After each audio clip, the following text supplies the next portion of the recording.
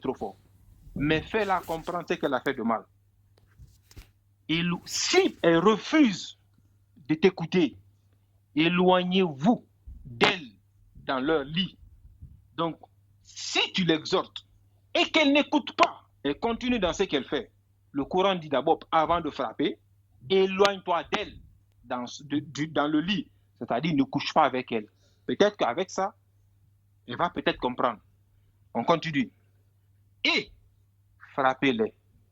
Si maintenant, malgré que tu l'as exhorté, tu l'as peut-être interdit le sexe pour qu'elle comprenne, elle refuse de comprendre, le Coran dit frappez-les.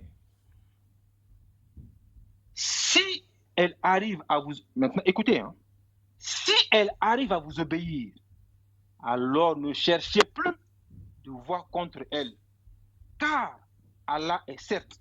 Donc, si ta femme... Parce que le monsieur dit, seulement quand tu crains et tu dois la frapper. Non. Si la femme t'obéit, donc c'est quand elle te désobéit que tu dois la frapper.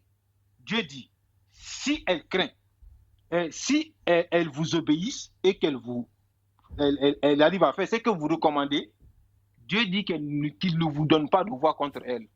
Car Allah est certes haut et grand. Si vous craignez le désaccord entre les deux époux, écoutez, hein, envoyez alors un arbitre de la famille à lui et un arbitre de sa famille à elle. Si les deux veulent la réconciliation, Allah rétablira l'entente entre eux. Allah est certes omniscient et parfaitement connaisseur. Mon ami, comment est-ce que toi tu peux prendre cette sourate et la couper pour dire que non, Allah dit de frapper seulement la femme? Ok, d'accord. Allah dit de frapper la femme. Mais est-ce qu'il comprend ce qu'il est là même? Ah, permets-moi. Frère, laissez-le chuter. Laissez-le chuter. Maintenant, le Coran dit maintenant de frapper la femme. Maintenant, comment le Coran dit de frapper la femme? On va lire la sourate. Sourate Sad. Je ne sais pas pour vous aider là.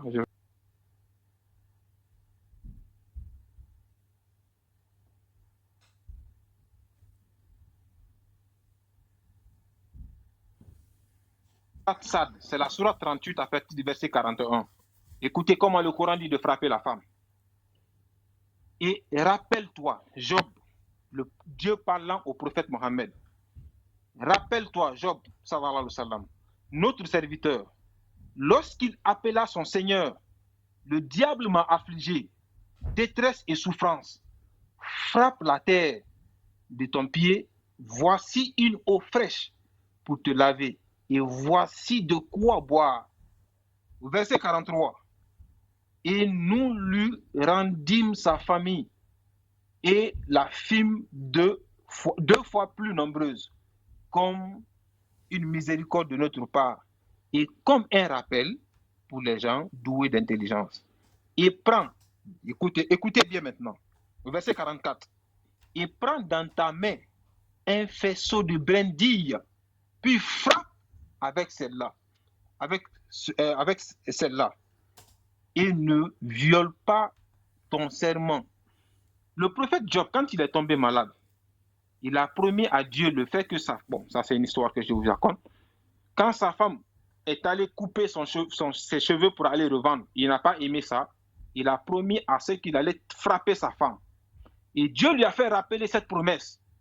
Tu as promis de frapper ta femme. Et donc, n'oublie pas ta promesse. Prends un faisceau de brindilles. Vous savez, c'est quoi une brindille de balai? Les balais là, en Afrique, avec lesquels on balaye la maison là ou la cour. Dieu dit, prends un faisceau de brindilles et frappe avec ça. C'est quoi ça là? Voici ce que Allah recommande. Allah n'a jamais dit de brutaliser une femme. On dit, prends un faisceau de brindilles et frappe avec ceci. Je vais d'abord me limiter ici. Le fait de dire que le Coran dit de frapper la femme, vous ne vous appuyez seulement que sur ça. Après ceci, je vais vous parler de... Le Coran dit aussi de frapper l'homme pour la femme. Peut-être ça aussi, vous ne le savez pas. Le Coran parle de ça aussi. Donc, je vais me limiter ici pour l'instant pour ne pas être trop long.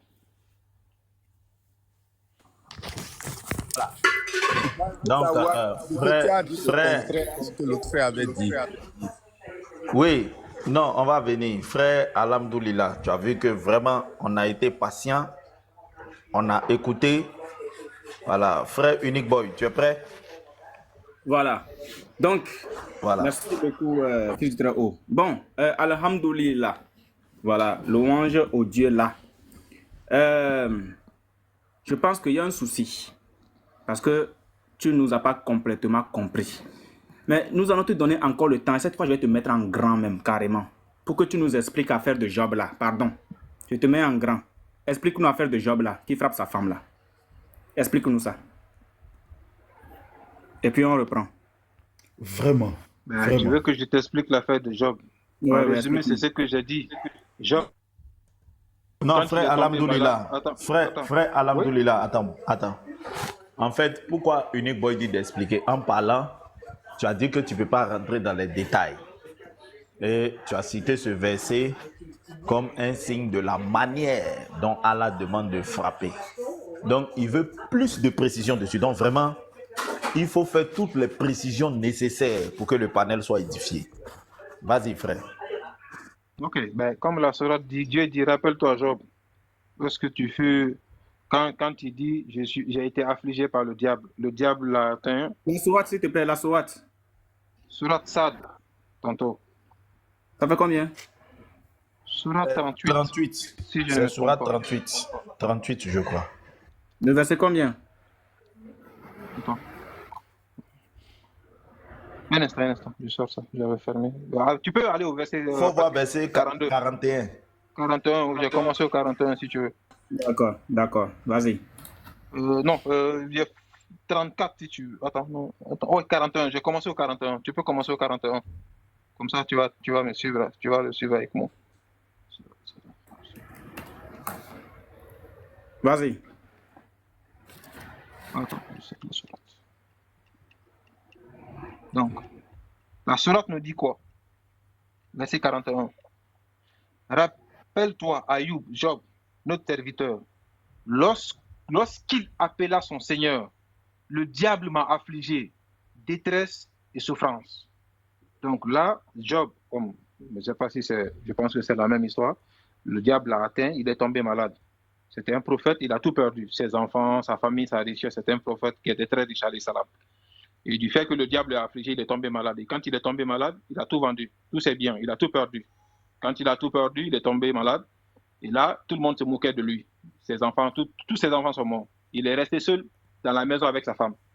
Quand il est resté seul à la maison avec sa femme, qu'est-ce que Allah nous dit? Il était affligé. Allah lui a dit de taper le sol pour qu'il guérisse, parce que ses frères vont venir se moquer de lui. Il est fâché ou c'est pas moi, désemparé, il va demander de l'aide auprès d'Allah. Mais avant que cela n'arrive, sa femme, pour le faire vivre, parce qu'il avait tout perdu, sa femme, pour le permettre de vivre, qu'est-ce qu'elle va faire? Elle va aller travailler pour des gens. Elle va aller d'abord être des bonnes façons de faire du travail de bonne, aller travailler comme serviteur pour d'autres personnes, pour les nourrir. À un certain niveau, ça va être compliqué encore. Elle va finalement commencer à vendre les biens de la maison. Ça ne va pas suffire. Et finalement, elle-même, elle va couper ses cheveux, aller revendre. Quand elle va aller revendre ses cheveux, le prophète Ayoub aimait les cheveux de sa femme. Ça ne va pas le plaire. Et quand sa femme va revenir, sa femme va l'expliquer comme quoi, quand il va voir les cheveux de sa femme coupés, il va être fâché. Et là, il dira à sa femme, je vais te taper. Comme c'est un prophète, les prophètes, ce qu'ils disent, ils doivent les accomplir. C'est-à-dire, il faut pas. Dieu dit, raison pour laquelle Dieu dit, rappelle-toi. Donc, n'oublie pas.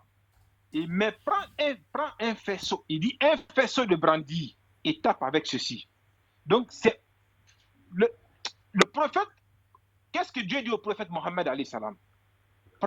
Donc, il enseigne au prophète Mohammed dans le Coran.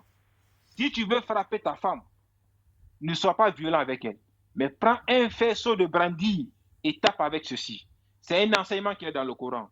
Nous, musulmans, nous avons le droit, comme le dit la première sourate que je vous ai dit, la sourate 2, 186, nous devons être bienfaisants envers nos femmes. Elles sont des vêtements pour nous. Nous aussi, nous sommes des vêtements pour elles.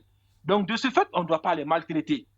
Mais si, par contre, la femme arrive à nous désobéir et qu'elle ne suit pas le commandement, nous devons d'abord l'exhorter. La sourate même dit, appeler un témoin de la famille de la femme, un témoin de la famille du garçon. Essayez de réconcilier ces deux. S'ils ne se comprennent pas, Allah va donner à chacun ce qui est meilleur.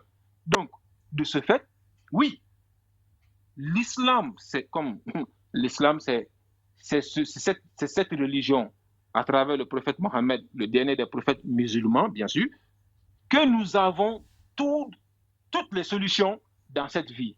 Au lieu de me séparer de ma femme parce qu'elle ne m'obéit pas, ou simplement de faire autre chose, je préfère la frapper, la faire comprendre ce qu'elle fait, c'est pas bon, qu'elle me comprenne.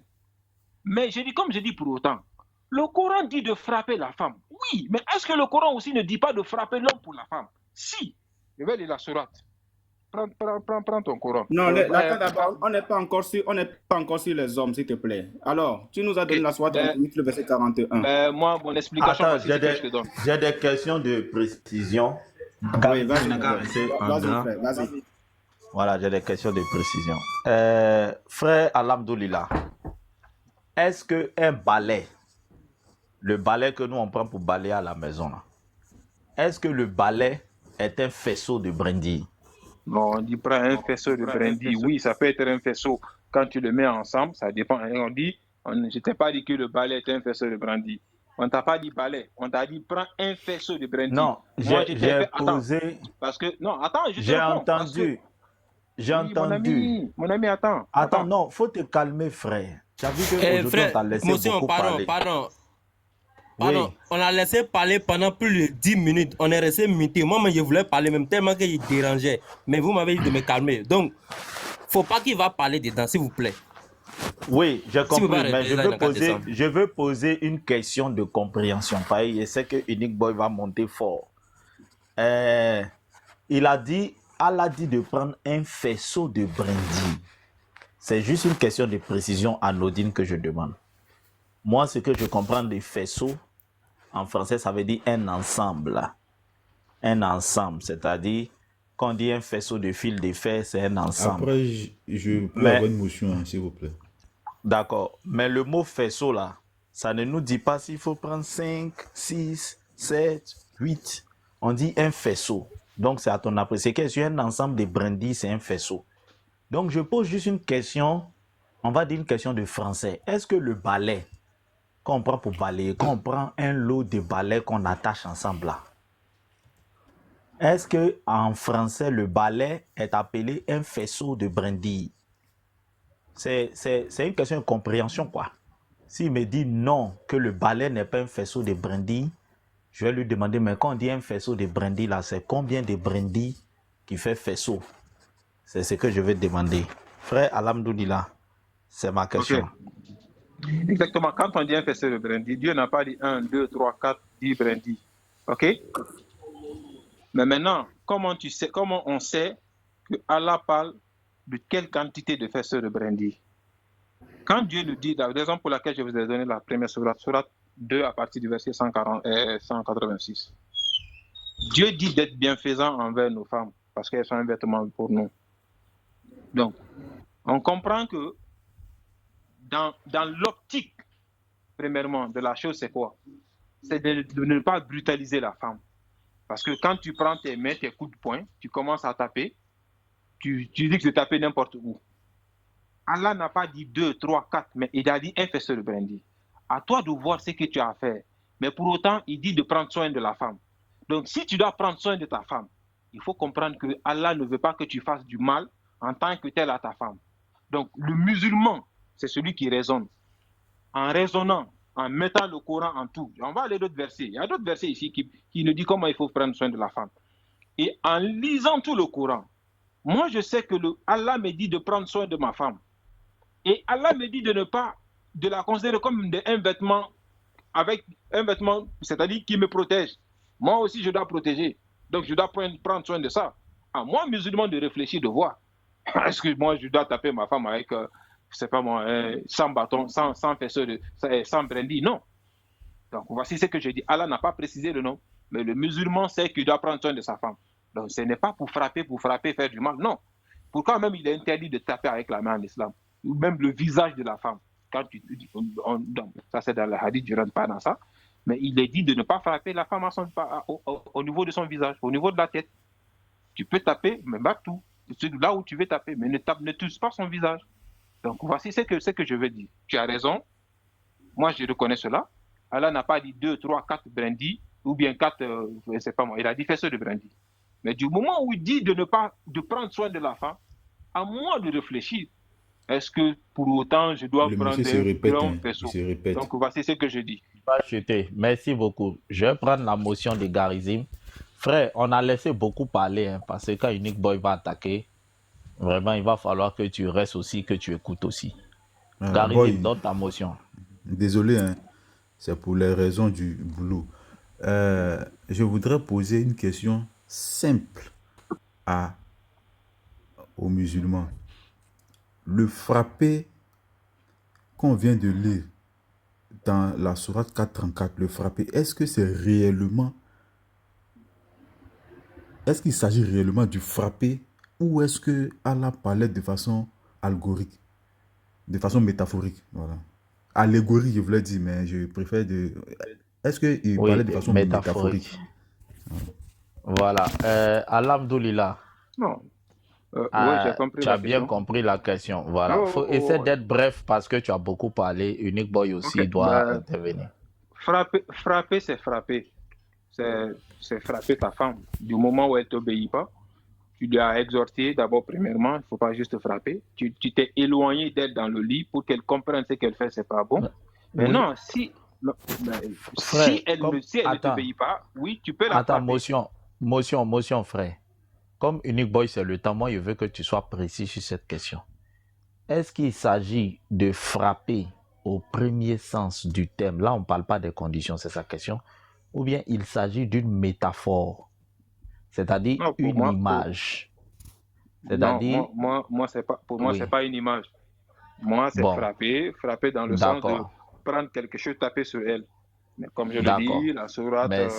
Cette sourate, je rebondis rapidement et je descends. Merci. Je ne vais pas durer sur le banc. Donc, Unique Boy, tous les frères qui sont sur le panel, pourquoi j'ai posé cette question? Ça va me servir dans ma petite vidéo après.